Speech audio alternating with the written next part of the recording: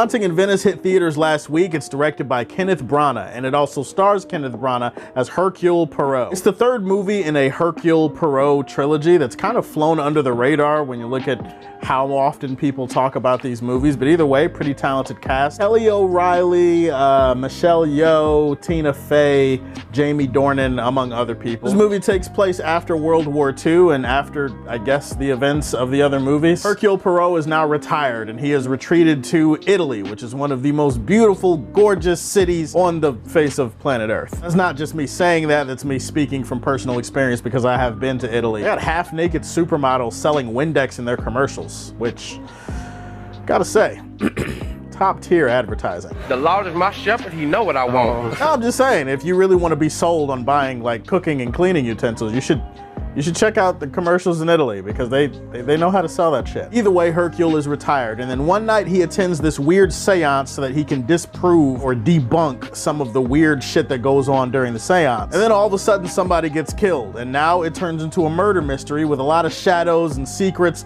and some weird stuff that plays with your head and plays with Hercule's head as far as finding out what's going on in this weird, mysterious house where this seance took place. I'm gonna be completely honest with you guys. I like Kenneth Branagh. I think he's a good director. I like him as an actor. I think he's fantastic most of the time. If you put a gun to my head and said, hey, tell me what the plot of the first two Hercule Poirot movies are, I'd pull the trigger. Send me to Davy Jones' locker. I have no idea what the hell those movies were about. I know that the first one takes place on a train. It has Daisy Ridley in it. And I know that the second one takes place on a boat and it has Gal Gadot in it.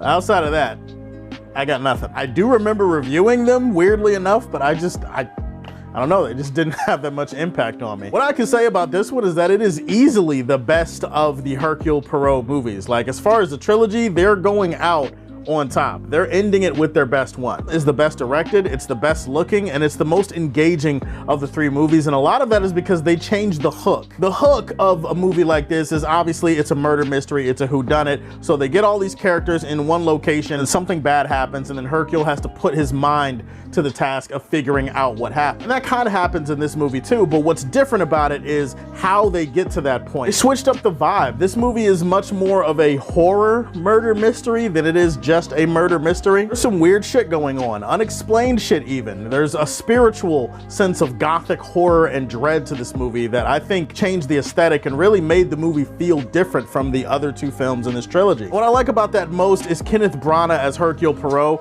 He's not just the same character. Like, he's retired, he wants to be left alone in this movie, but I like how this movie plays with his head. I like how this movie psychologically gets to the underpinnings of him as a character, and it does lead you somewhere with him. Like, his character's not just in this movie going through the motions. And all the performances all around are really great. Kenneth Branagh usually gets the best out of his performers. I love the way that this film was shot. Kenneth Branagh usually has good looking movies, but he really got in his bag for this one when it comes to the camera work. The crazy ass amount of Dutch angles and the different kinds of Dutch angles that he was working with in this movie, mwah, sublime, chef's kiss. Like, he couldn't have pulled that shit off better. There's so many different ways that he's moving the camera around to capture the atmosphere of a movie like this. You know, a lot of overhead shots, the way that the scenes in this movie are blocked up, like the way that he has everything in this house looking. As far as the actual mystery goes, there's some decent plotting here, there's some decent twists, nothing too crazy, nothing that's gonna feel too out of left field. If you're like me, you probably figured it out halfway through the movie. But again, it's not necessarily about the destination. You know when you get to your destination,